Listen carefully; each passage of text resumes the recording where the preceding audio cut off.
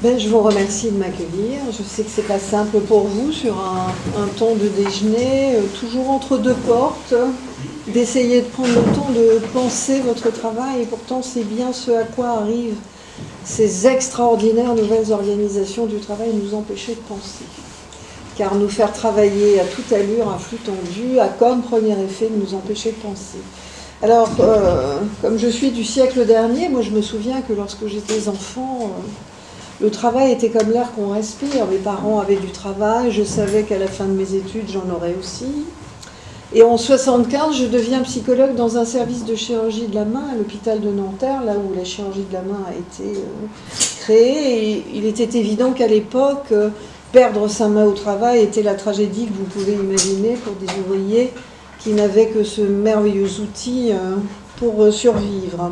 En tout cas, je peux vous assurer que le mot organisation du travail ne faisait pas partie de notre vocabulaire, que ça nous paraissait être une nébuleuse bien lointaine, que de toute façon les dégâts du travail ne concernaient à l'époque que le corps physique, et qu'en plus nous étions sûrs d'avoir des positions très scientifiques, alors qu'elles étaient moralisatrices. Si l'ouvrier ne guérissait pas après les merveilleuses opérations du chirurgien, les chirurgiens me l'envoyaient. Ce n'était jamais du côté du travail qu'on cherchait, c'était forcément du côté du psychisme individuel de cet ouvrier, car certains d'entre vous n'ont pas connu cette époque, mais c'était le plein emploi. Et donc, si on ne retournait pas au travail, c'est qu'on était paresseux, oui, je vous assure. On notait ça dans nos dossiers, ou bien névrosé, ou bien revendicateur. Quant à moi, je faisais un petit effort, je sortais mon tiroir de psychanalyse, donc je cherchais les conflits intrapsychiques, la sinistrose, les bénéfices secondaires à obtenir une rente en accident du travail. Voilà, et le temps passe et au fur et à mesure, ce service de chirurgie de la main va recevoir de nouvelles lésions de la main parce que le monde du travail évolue, les machines évoluent, les organisations du travail évoluent.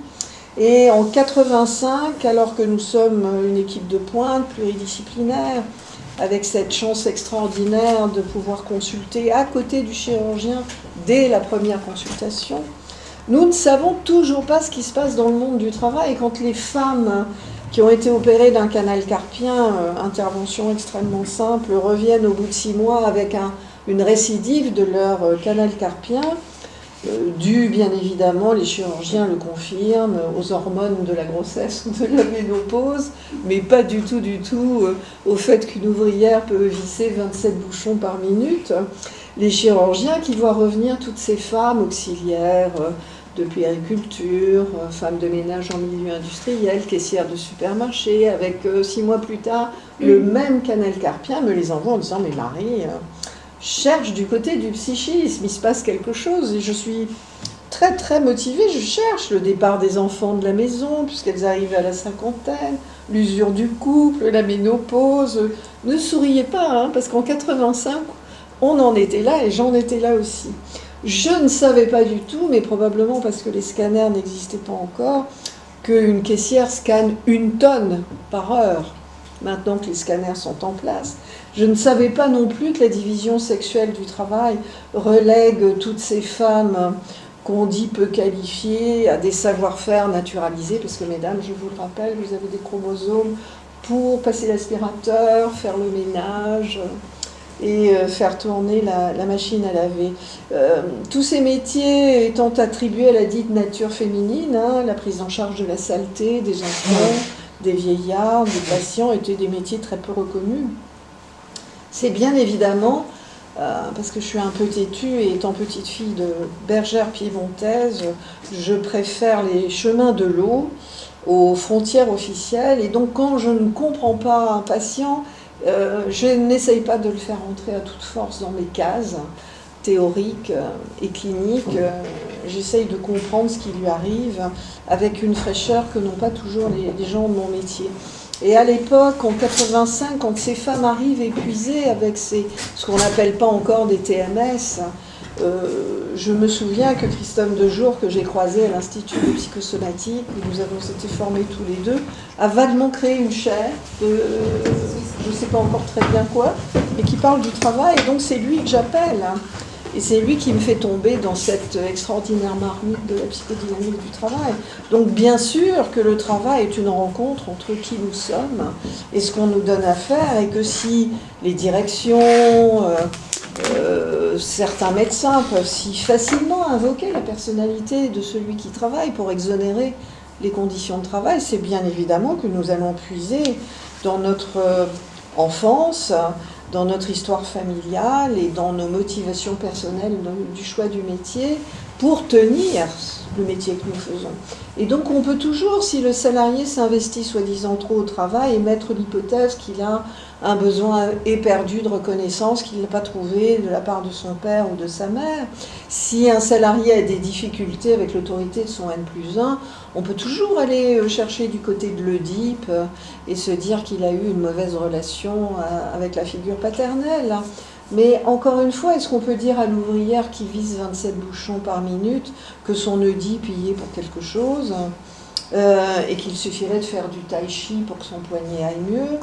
Est-ce qu'on peut dire au salarié harcelé qui tient sur son poste parce qu'il faudrait qu'il soit fou pour démissionner et perdre ses droits sociaux, que quand même il doit être un peu masochiste pour avoir tenu si longtemps une situation aussi douloureuse?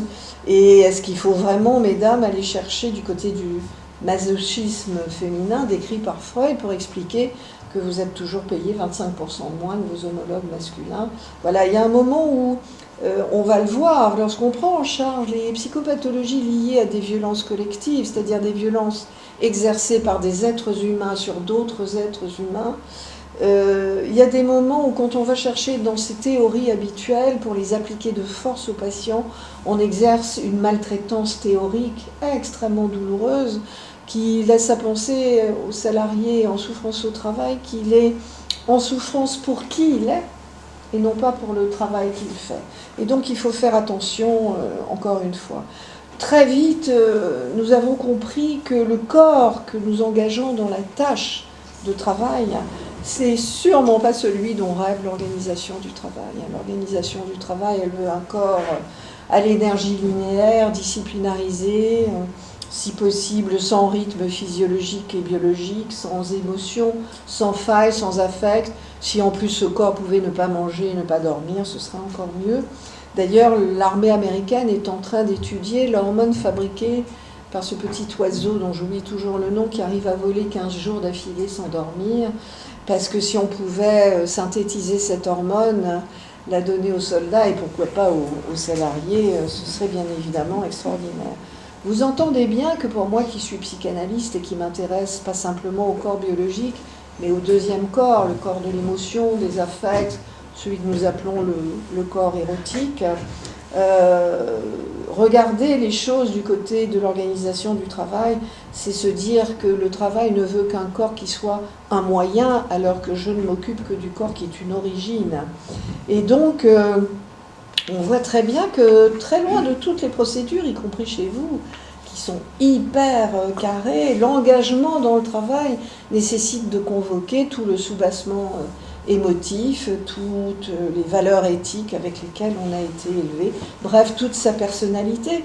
Et que comme le dit très très bien Christophe Dejour, travailler, c'est pas seulement produire, c'est se produire. C'est en tout cas important, si on veut comprendre pourquoi les gens tombent malades à cause de leur travail, de se souvenir à quoi sert le travail. Si vous n'avez pas de théorie du travail, vous ne comprendrez pas pourquoi tous les jours un agriculteur se tue, tous les 2 jours un policier, toutes les semaines un soignant.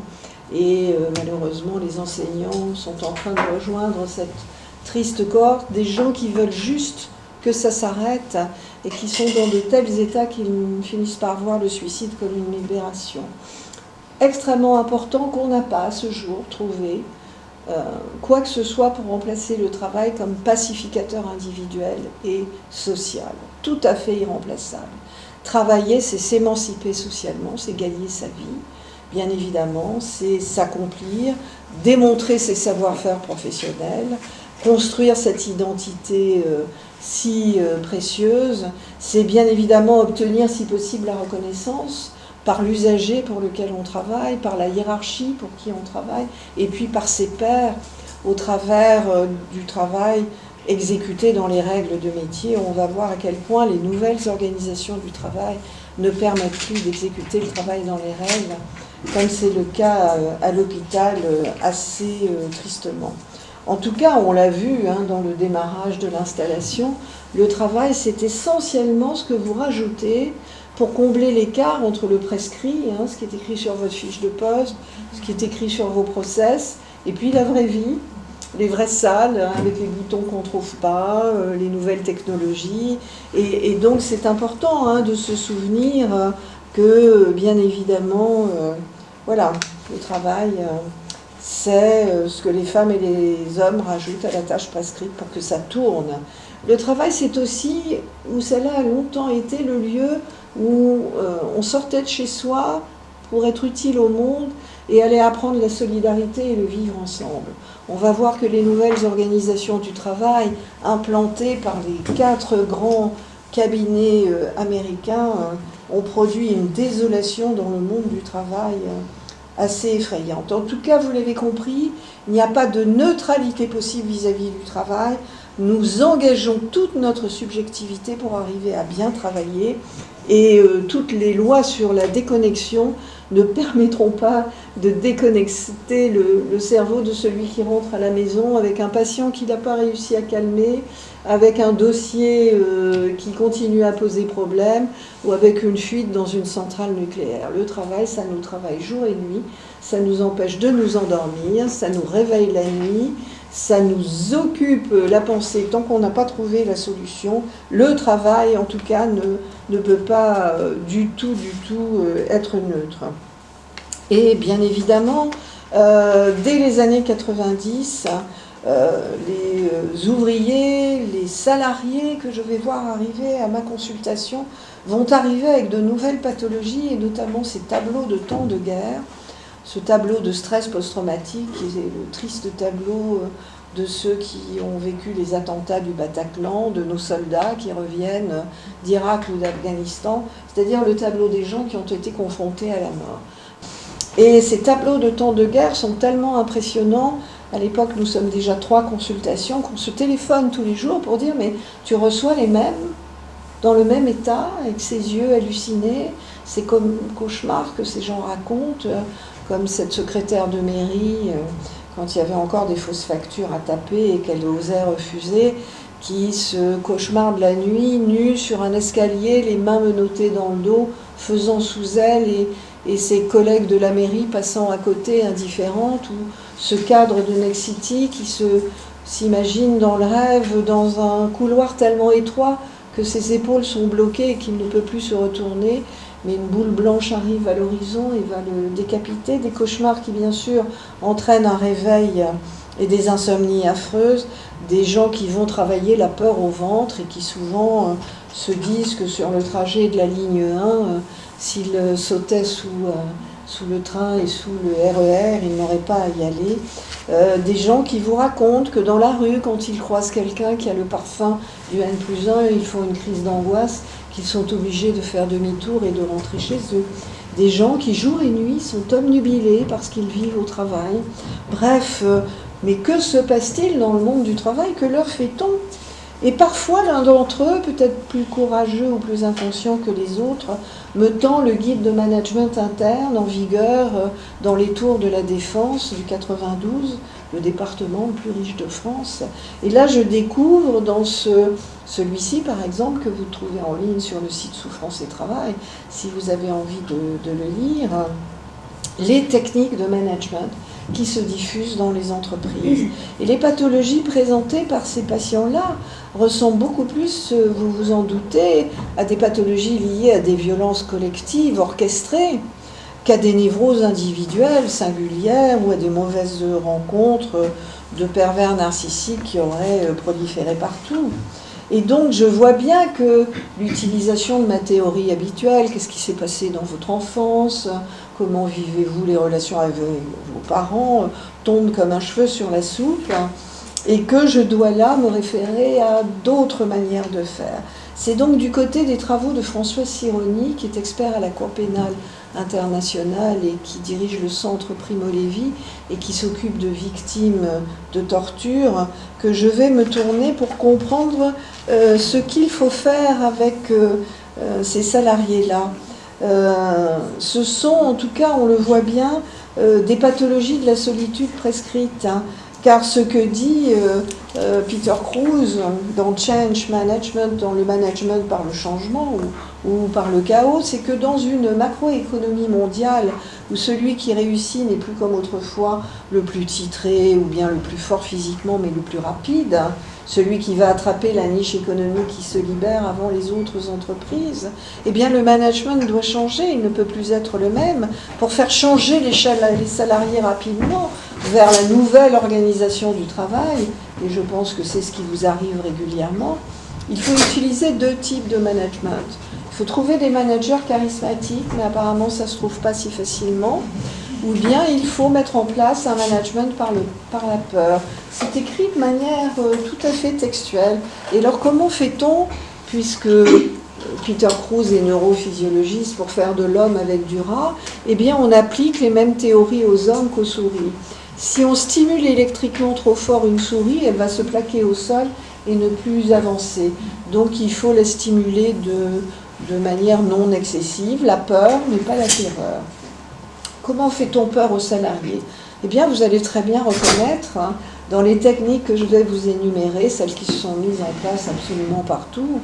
D'abord, quand le salarié revient de vacances fin août, il faut lui coller 20% d'objectifs supplémentaires en septembre à atteindre, histoire qu'il se remobilise sur sa tâche de travail. Et s'il les a atteints en décembre, on va les rajouter aux objectifs prévus jusque-là, quitte à les augmenter aussi en cours d'année, n'est-ce pas? Il faut que la carotte et le bâton reculent sans arrêt.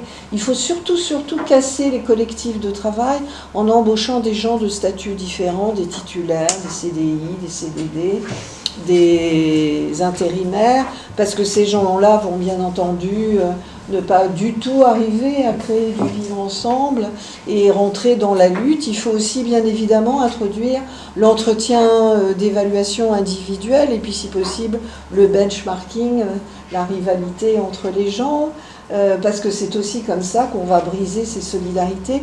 Il faut éloigner les services supports qui à l'époque s'appellent encore la comptabilité et le service du personnel.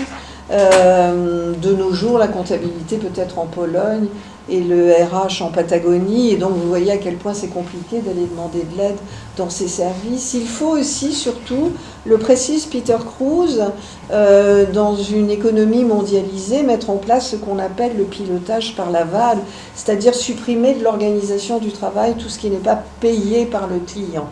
Et donc il faut lisser. Il faut mettre en place du lean management qu'on a mis en place dans les hôpitaux, puisque en supprimant les lits d'hospitalisation, on a supprimé, bien évidemment, les possibilités pour tous ceux qui arrivent aux urgences d'atterrir ailleurs que sur un brancard dans les couloirs avec 2 infirmières pour s'occuper de tout ce monde-là. On voit comment ce lean management qui se met en place dans des organisations du travail et dans des entreprises où, comme le dit très bien Pierre-Yves Gomez dans son fabuleux livre « Le travail invisible », il ne s'agit plus de gagner l'argent du travail, où là, le travail peut encore être mis en commun par tout le monde dans l'entreprise. Si par exemple vous fabriquez de magnifiques hélicoptères, eh bien le manutentionnaire qui range les pièces dans l'atelier et le PDG de l'entreprise peuvent partager l'orgueil et la fierté de travailler pour cette belle entreprise qu'on connue mondialement. Je pense que ça a été le cas chez EDF pendant longtemps. Lorsqu'il s'agit de rendre 10% de dividendes à des actionnaires, il s'agit donc effectivement de supprimer de l'organisation du travail tout ce qui ne sera pas payé par le client et qui risquerait d'augmenter les coûts. Vous comprenez, dans le privé comme dans le public, vont se mettre en place ces pilotages par l'aval auxquels vous participez en tant que consommateur. Vous allez faire vos courses dans des supermarchés où il n'y a plus de caissière, c'est vous qui pesez. Vous allez à la poste peser vos paquets et taper vos étiquettes. Et quand vous réservez un billet d'avion, vous le faites de votre ordinateur, vous enregistrez votre valise et vous imprimez ou pas votre carte d'embarquement. Vous faites le travail de tous les gens qu'on a licenciés dans les compagnies d'aviation, à la poste et dans les supermarchés.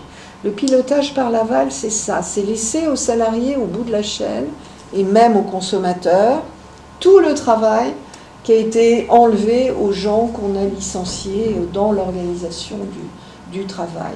Ce lissage, vous vous en doutez, a eu comme conséquence de sacrément modifier la place du travail et sa définition dans les entreprises. Ce que dit très bien Peter Kruse, c'est que dans cette macroéconomie mondiale, où les fonds d'investissement ont pris la main sur le pouvoir politique, les outils qui servent à décrire votre travail sont les outils des financiers, des contrôleurs de gestion et des DAF.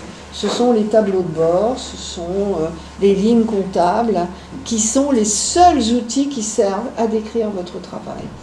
Partout, à la PHP, le DRH, il a un grand tableau de bord central avec le taux d'occupation de tous les services en termes d'effectifs. Et si, mardi matin, il manque 2 infirmières dans le service de néonat, ce qui est embêtant, parce que c'est dangereux pour les prématurés, et on est surtout en dessous du taux juridiquement défendable d'effectifs, eh bien, il faut boucher ce trou.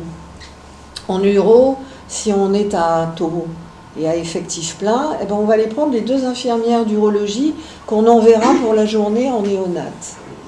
Le tableau de bord est à nouveau parfait dans les clous, les chiffres sont bons, sur le plan juridique, la PHP est protégée. Les 2 infirmières d'urologie ne connaissent pas les dosages pédiatriques, ne savent pas piquer des prématurés. C'est comme ça qu'au CHU de Toulouse, plusieurs d'entre elles sont passées à l'acte suicidaire parce qu'on leur avait confié des bébés qui sont morts dans la journée de leur grande prématurité, mais dont elles étaient persuadées qu'elles avaient précipité le décès. C'est important que vous compreniez comment cette grammaire chiffrée qui est supposée désormais traduire le travail de tous, qui peut-être colle très bien à votre activité, mais pas vraiment non plus, à la description de ce qu'est le travail réel, de tout ce qu'on rajoute pour que ça tourne, vient introduire un bouchon totalement hermétique entre les outils de la gouvernance des entreprises et des administrations, parce que c'est la même chose dans la police, et puis la réalité de ce que vivent les gens sur le terrain. Tout ceci, bien évidemment, va générer de nouvelles pathologies tout à fait spécifiques.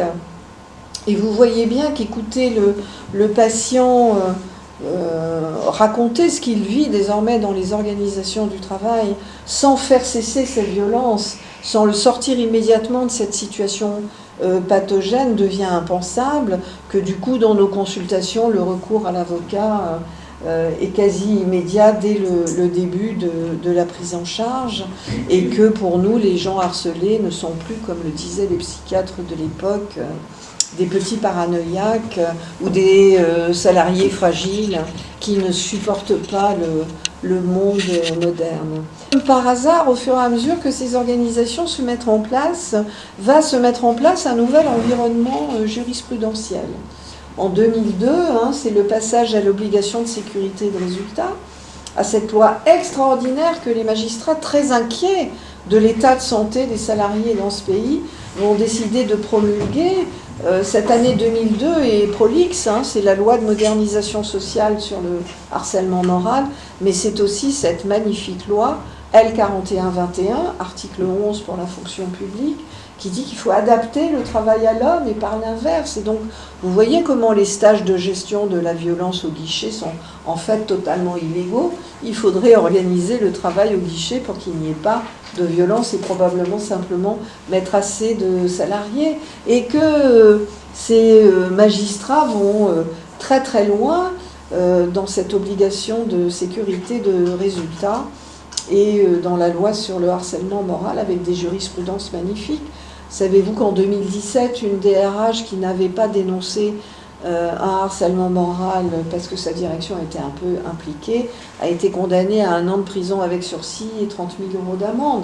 C'est ce qui va permettre probablement de condamner la DRH de l'hôpital Georges Pompidou qui n'est pas intervenue alors qu'elle savait que le professeur Magnien était harcelé et dont vous savez qu'en fait il s'est défenestré du 7e étage pour atterrir dans la cour centrale de l'hôpital. Voilà. C'est important de rappeler ces jurisprudences parce que entre perdre son travail parce qu'on intervient et avoir un casier judiciaire pour retrouver du travail ailleurs, vous avez compris à quoi servent les jurisprudences. En tout cas, si j'insiste toujours sur le cadrage légal, c'est pour vous montrer à quel point le magistrat en droit du travail n'a pas du tout le raisonnement du psychiatre, n'a pas du tout le raisonnement du chef d'entreprise. On sait par exemple que les manquements à l'obligation de sécurité de résultat constituent une faute inexcusable avec des critères précis.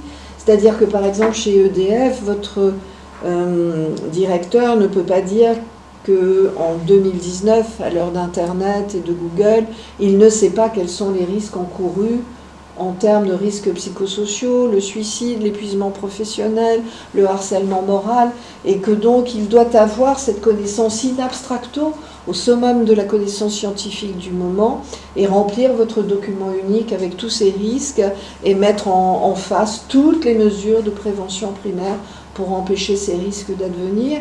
Et si ce document unique n'est pas rempli, à vous d'aller le consulter, puisque la loi prévoit que chaque salarié puisse y avoir accès et demande à ce que les risques encourus sur son poste y soient notés.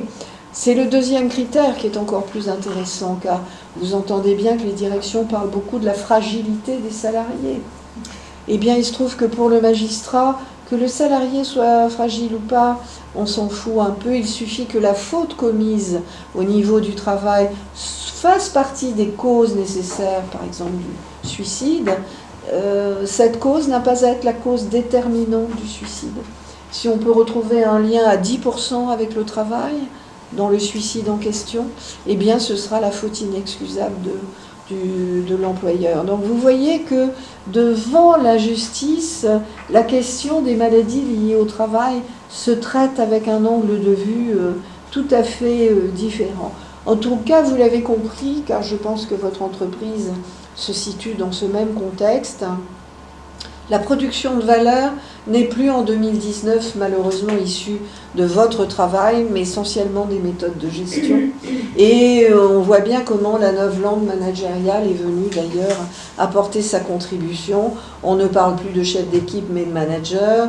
On parle beaucoup de reporting, d'objectifs plutôt que de travail réel. Ce ne sont pas des termes neutres ni un relooking, des termes anciens. On voit que l'entreprise est devenue le lieu du calcul total de l'incalculable, c'est-à-dire le travail humain. Tout ce que vous faites tous les jours, en puisant dans vos réserves, dans votre subjectivité, dans votre honneur, dans vos connaissances, dans vos petits réseaux implicites, dans vos ressources personnelles et collectives, pour que ça marche. Et voilà comment le travail humain, avec sa sensorialité, ses muscles, ses efforts cognitifs, son honneur, va disparaître au profit du zéro défaut, zéro délai, enfin, une grammaire financière qui, vous l'avez compris, rend le travail réel invisible. Et cette invisibilité est probablement la première souffrance pour le salarié. Alors, quelles sont les formes les plus courantes que prennent les organisations du travail ? Nos inspecteurs du travail en font la liste chaque année. Vous allez donc pouvoir voir si EDF s'aligne sur ces caractéristiques. On sait que partout en France, la charge de travail réelle est plus importante que la charge dite théorique, mais je pense que c'est pareil chez vous. On sait que partout nous sommes dans l'oligarchie et l'envahissement et la submersion par les procédures, par la communication, par la qualité. AZF était certifié, mais le sous-traitant qui ne l'était pas a posé le sac de chlorure de potassium au mauvais endroit. L'individualisation, bien sûr. Comment fait-on pour séparer des collectifs de travail ? Eh bien, on évalue le travail de manière individuelle, y compris quand il ne peut pas s'exécuter autrement que collectivement. Bien évidemment, on le sait, le management est devenu beaucoup le management des objectifs à atteindre, plus que de la complexité même du travail, laissant le salarié seul sur le terrain avec les impasses, les dysfonctionnements, les folies. Partout, l'informatisation qui est un progrès extraordinaire et qui aurait dû nous dégager du temps pour faire plein d'autres choses, est devenu un envahissement supplémentaire avec des délais raccourcis, des reportings démultipliés, une surcharge de demandes par mail, la notation des clients, la géolocalisation, le suivi instantané des objectifs. Vous savez qu'aux États-Unis, on songe à supprimer les entretiens individuels, chronophages et très coûteux. De toute façon, vous êtes connectés jour et nuit, donc on sait ce que vous faites, à quoi ça sert les entretiens individuels. Et puis surtout, et là on retrouve le guide de management du docteur Peter Kruse, le management par le chaos. Que dit Peter Kruse en 1996 ? Si vous voulez transformer un salarié très compétent, qui a des diplômes, des titres, qui travaille depuis longtemps dans l'entreprise, qui sait ce qu'il faut faire pour que le travail tourne, en novice permanent qui ne pourra plus s'opposer à ce que vous mettez en place, eh bien il faut changer l'organisation du travail tout le temps. Tous les ans, puis tous les 6 mois, puis tous les 3 mois. Et c'est bien parce que du coup les syndicats courent derrière en se demandant qu'est-ce qu'on est en train de mettre en place, et le temps qu'ils aient compris ce qu'on a mis en place, c'est un nouveau truc qui est mis en place. Et puis surtout celui qui avait une antériorité dans l'histoire de l'entreprise, qui savait s'y prendre, qui connaissait le métier, va être totalement désarçonné par toutes les nouvelles manières de faire, les nouveaux process, le nouveau vocabulaire, la nouvelle constitution des équipes, les nouveaux organigrammes, et va ne plus rien avoir de ces mémoires procédurales, de ces mémoires du travail, à opposer à cette nouvelle organisation, puisqu'il ne comprend pas. Alors, les réorganisations constantes, vous avez vu, hein, ça s'appelle diversification de l'activité, recentrage sur le cœur de métier, sauvegarde de la compétitivité. C'est un très joli vocabulaire, extrêmement positif. La psychanalyste que je suis est désormais très très loin de l'Oedipe et des conflits intrapsychiques. Par contre, elle est au cœur de ce qui reste du fonctionnement humain, la culpabilité. Car les salariés qui viennent nous voir sont dans un état de peur et de culpabilité, de ne pas être à la hauteur, qu'il nous faut combattre avec les techniques de François Sironi pour les gens torturés, c'est-à-dire déconstruire les techniques qui sont à l'œuvre pour mettre le salarié qui vient travailler en situation de faute prescrite. Car quand vous arrivez au travail en n'ayant pas fini les objectifs de la journée de la veille, qui se rajoutent à celles de la journée que vous commencez, et qui de toute façon sont des objectifs inatteignables, on vous place en situation de faute prescrite. On le sait, hein, dans certaines entreprises ou dans certaines administrations, laisser traîner comme ça le truc que vous n'arriverez pas à faire permettra de se débarrasser de vous le jour où ce sera nécessaire. C'est dans votre dossier, vous n'avez pas bouclé tel dossier à temps, vous n'êtes jamais à jour des objectifs qu'on nous donne. Cette faute prescrite, elle vient rencontrer de manière tragique notre besoin d'être à jour, notre conscience judéo-chrétienne, notre souci d'être reconnu pour la qualité du travail que nous effectuons, notre besoin de rentrer chez nous en ayant terminé avec ce que nous avions à faire pour essayer d'avoir l'esprit un peu libre, vient surtout percuter ce besoin de reconnaissance que chacun d'entre nous a, d'être reconnu pour ce qu'il vaut, pour son utilité au monde et pour ce qu'il apporte à l'organisation du travail. Et donc vous voyez comment cette charge de travail difficile à absorber va devenir un travail en mode dégradé. Vous savez bien comment ça se passe, j'ai trop à faire, c'est un coup de feu, c'est momentané. Puis quand vous remontez à nouveau 6 mois plus tard dans la hiérarchie, ben c'est comme ça, puis c'est pas autrement. Puis quand vous dites que vous n'y arrivez pas, vous ne savez pas hiérarchiser vos tâches, vous ne savez pas organiser votre travail. Et puis ça peut être, non mais ça vous laissez, on fait plus. Non, non, mais vous vous contentez de laver les mains, les fesses et le visage de la personne âgée, vous n'allez pas la doucher tous les jours. Et voilà comment, petit à petit, dans toutes les grandes fonctions régaliennes de la société qui protègent du chaos social, l'éducation, la police, le soin, eh bien on se retrouve avec un travail en mode dégradé, en mode abîmé, où aucun d'entre nous ne peut rentrer chez soi le soir, se regarder dans la glace et être fier de ce qu'il a accompli.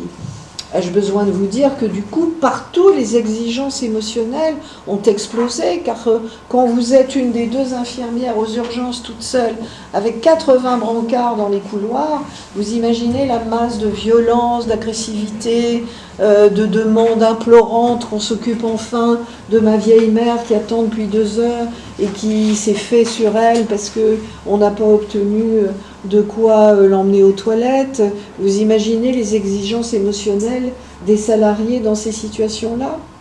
Quant à l'autonomie et aux marges de manœuvre qui étaient celles des cadres dans ce pays il y a encore 10 ans, les procédures sont devenues tellement corsetées, tellement chorégraphiées, que même à l'hôpital, et je prends volontairement le cas de figure d'un autre lieu pour vous montrer que c'est pareil que chez vous, un opérateur, puisqu'on l'appelle comme ça maintenant, doit opérer en temps de temps avec le protocole d'intervention donné par la haute autorité de santé, et quand il est en retard, le chirurgien qui attend dans le couloir avec l'autre patient va se charger sur le plan caractériel de lui faire sentir qu'il est nul.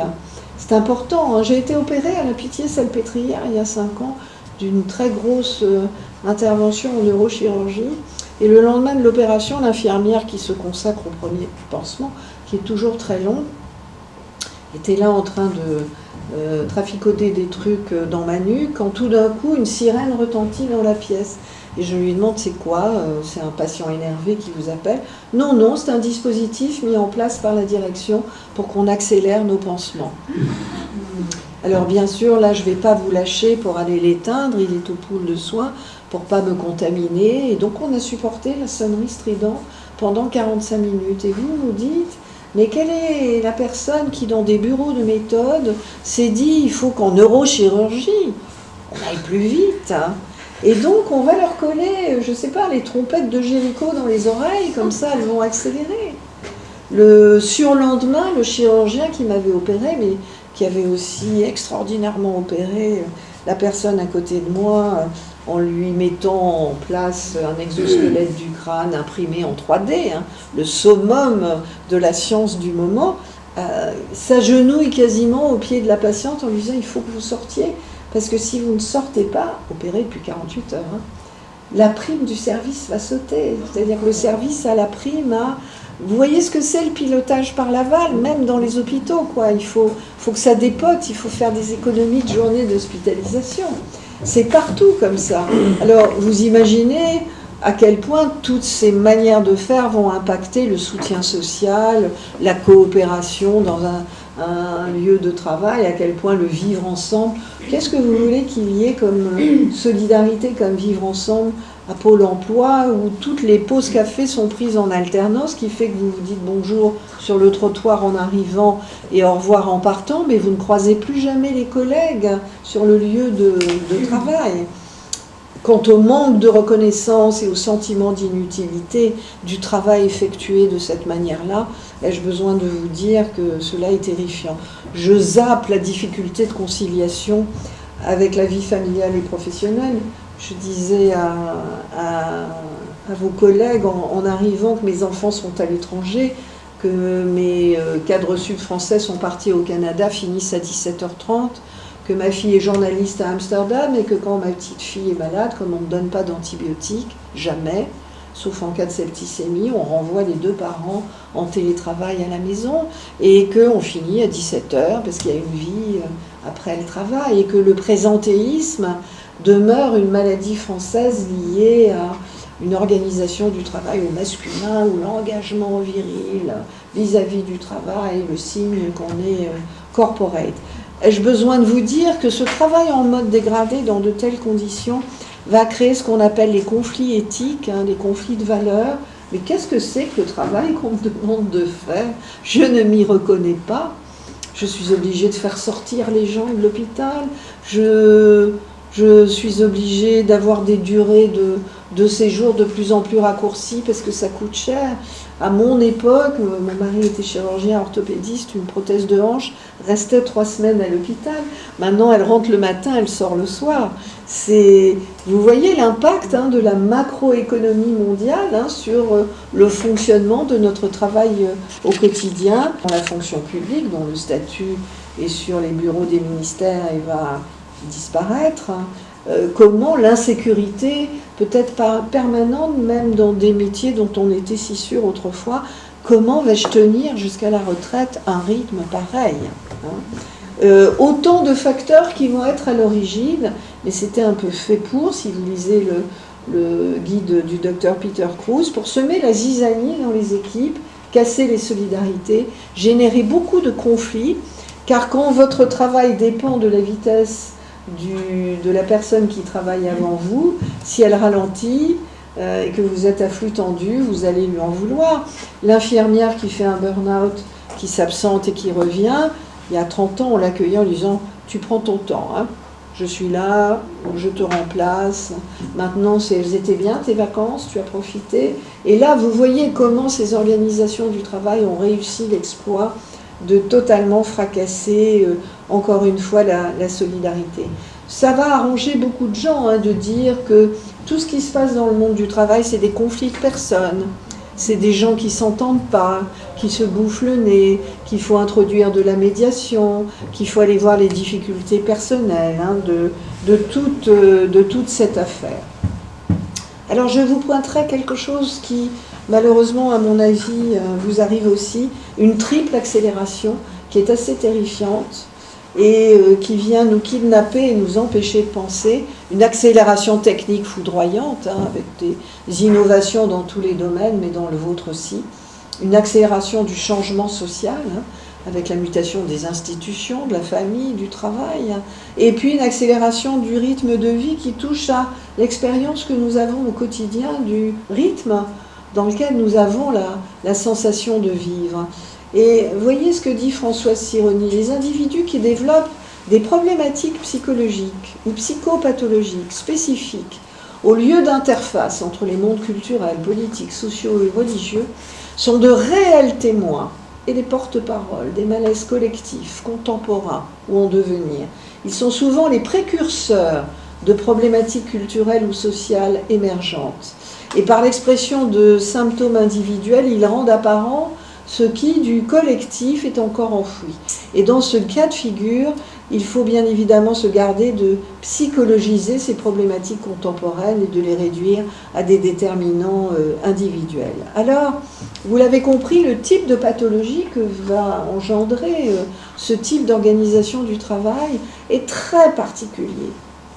Parce que ce sont des pathologies induites par des systèmes organisationnels, mais mis en place par des êtres humains, sur d'autres êtres humains. Et donc on ne peut pas les réduire aux pathologies qu'on nous enseigne dans les études de psychiatrie. Il faut faire très très attention donc aux outils dont on se sert. En psychopathologie du travail, on définit deux grandes familles de maladies liées au travail. Les pathologies de surcharge, ça ne vous étonnera pas, mais bien sûr les pathologies de l'isolement.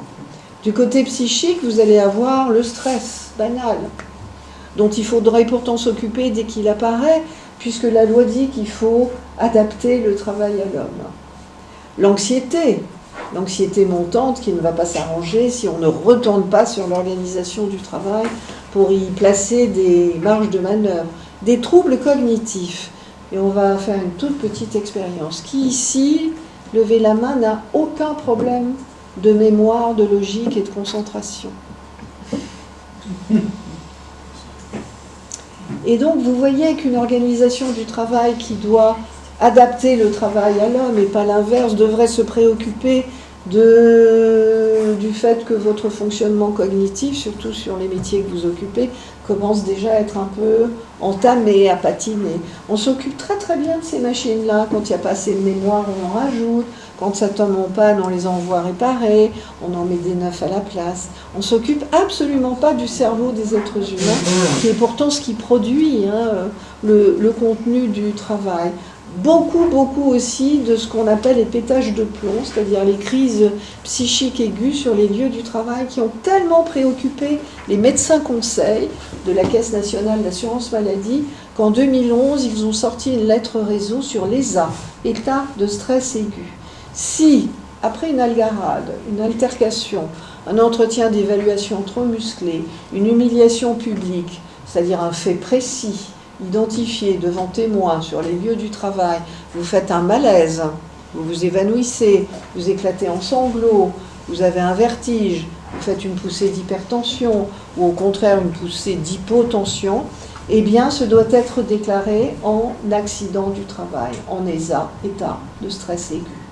Vous avez bien sûr le syndrome d'épuisement professionnel ou burn-out. À flux tendu toute la journée, sans pause, sans répit, ou en tout cas vraiment avec une intensification, une accélération des tâches, vous fabriquez du cortisol en excès. Ce cortisol qui n'a pas le temps de redescendre à des niveaux supportables pour l'organisme humain, il va aller se nicher sur vos articulations, vos muscles, il va déclencher les myalgies, les douleurs que vous commencez à avoir quand le travail devient trop dur, j'ai un peu mal partout, des douleurs bizarres, et puis des tendinites que j'avais pas avant, une arthrose galopante alors qu'on n'est pas si vieux que ça, et puis qu'on ne fait pas un métier physique. Il va aller se nicher sur le cœur et il provoque des infarctus du myocarde, bien sûr, 45% d'augmentation de l'infarctus chez les femmes depuis 4 ans. Alors pas simplement parce que, mesdames, vous buvez et vous fumez comme les messieurs, mais parce que vous avez toujours la double journée à charge et que l'organisation du travail ne veut pas en entendre parler et vous demande un vrai présentéisme si vous voulez faire carrière. Ce cortisol va aller solliciter votre pancréas et déclencher les diabètes insulinodépendants, le syndrome métabolique, la prise de poids de 10 kg dès qu'on monte en grade et qu'on a des responsabilités supplémentaires, parce que pour tenir, il faut manger du gras et du sucre. Et puis, on le sait maintenant, il va aller se nicher sur le cerveau et déclencher des dépressions inflammatoires, purement organiques, absolument pas psychiques, qui vont produire ces tableaux d'épuisement professionnel. Donc, vous voyez que le prix à payer en termes de santé, qui est très connu aux États-Unis et au Japon, où il n'y a pourtant pas de médecine du travail, mais où les procès obligent les assureurs à remettre des marges de manœuvre dans l'organisation du travail, le prix à payer pour ces nouvelles organisations du travail est très lourd. Mais la construction de l'ignorance est tellement à l'œuvre. On dit tellement qu'il n'y a pas de chiffres, on dit tellement que toutes ces maladies, on ne sait pas si c'est dû au travail, on dit tellement que c'est le salarié fragile, alors que c'est le plus solide, celui qui s'engage, qui va tomber malade. On dit tellement que de toute façon ce salarié français ne pense qu'à ses congés, ses RTT, alors que nous sommes 4e en productivité horaire au rang mondial. On dit tellement de choses pour, bien évidemment, nous laisser à penser que c'est nous qui n'allons pas, et non pas le monde dans lequel on nous fait travailler. En tout cas, ce travail-là est un travail aliénant parce que c'est celui dans lequel je ne peux plus engager mon intelligence, parce que je ne fais que revenir du travail très appauvri intellectuellement, appauvri effectivement parce que j'y suis seule, et puis parce que ce travail est tellement cadré, procéduralisé. Ces infirmières qui rentrent dans la salle avec sur le chariot de pansement l'ordinateur et qui, sans vous regarder, vous demandent à combien vous avez mal, Madame Pesé, entre 0 et 10. Comme on a supprimé la morphine dans les services, qu'il n'y a pas de médecin pour la prescrire, un peu énervé, vous répondez à 12. Mais comme l'infirmière est épuisée, elle essaye de rentrer le 12 dans le logiciel qui ne va pas au-dessus de 10. Et chacun, la tête dans le guidon, finit bien évidemment par ne plus réfléchir et par ne plus être que dans du tenir. Et tenir n'est pas qu'un vain mot ni une expression. Tenir, ça engage le tonus postural, il faut rester debout. Tenir, ça engage les chaînes postérieures qu'il faut forcer à fonctionner. Ça engage le métabolisme, ça engage la résistance organique et la résistance psychique, ça engage nos règles de métier, notre socle éthique. Je dois tenir parce que je ne peux pas lâcher les gens, je dois continuer à faire les pansements, je dois faire tenir ma société, c'est important. En tout cas, on le voit partout, dans tous les secteurs socio-professionnels, ce travail en mode dégradé, ce travail dans lequel je ne me retrouve pas, qui n'a plus de rationalité, même si on m'explique que pourtant il est devenu hyper rationnel, ce travail m'empêche de penser. Et ce travail est en train surtout, c'est une évidence de vous le dire, de se retourner contre nous, de se retourner contre notre planète, de se retourner bien évidemment contre la culture et contre la civilisation, supposée être le résultat du travail des femmes et des hommes. Voilà, je vais m'arrêter là et vous laisser, si vous voulez bien, me poser des questions afin qu'on puisse prendre le temps de discuter tous ensemble.